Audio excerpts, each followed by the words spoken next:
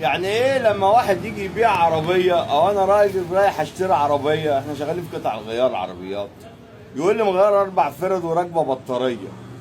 يعني هي العربيه 4 فرد وبطاريه؟ عاوز افهم انا يا جدعان، ما احنا نسيب المهنه دي نسيبها. يعني ايه 4 فرد وبطاريه؟ هو انت عاوزها تبقى حافيه مثلا ولا ايه دنيتك؟ يا ايه هي العربيه 4 فرد وبطاريه؟ يا عم 4 فرد وبطاريه دول 10000 جنيه، يا عم 11000 جنيه، بتبيع لي عربيه ب 200000 جنيه تقول لي 4 فرد وبطاريه؟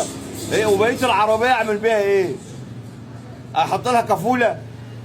ايه الموضه اللي طالعه 4 فرد وبطاريه؟ ليه يا عم؟ وانت عاوز تديني 4 جنود حديد واعمل لها دينامو يدوي ولا شغالها ايه بالظبط؟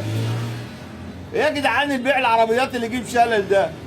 عربيه طالع عين ابوها وواقعه ووكيلها قاطر لك 4 فرد جداد وبطاريه. ماشي، انا هجيب 4 فرد وبطاريه واحطهم على ايه؟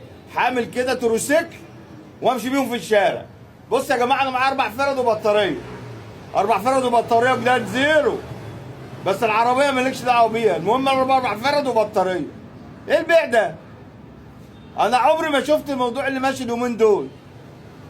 اشتري عربيه ب 200000 ولا 180000 ولا 250000 عشان 4 فرد وبطاريه؟ ليه؟ هم من الممنوعات؟ هو من الممنوعات ال4 فرد وبطاريه دول بينزلوا على البطاقه ولا بيجوا نظام تبرع دم ولا تبيع اعضاء ولا ايه دنيته؟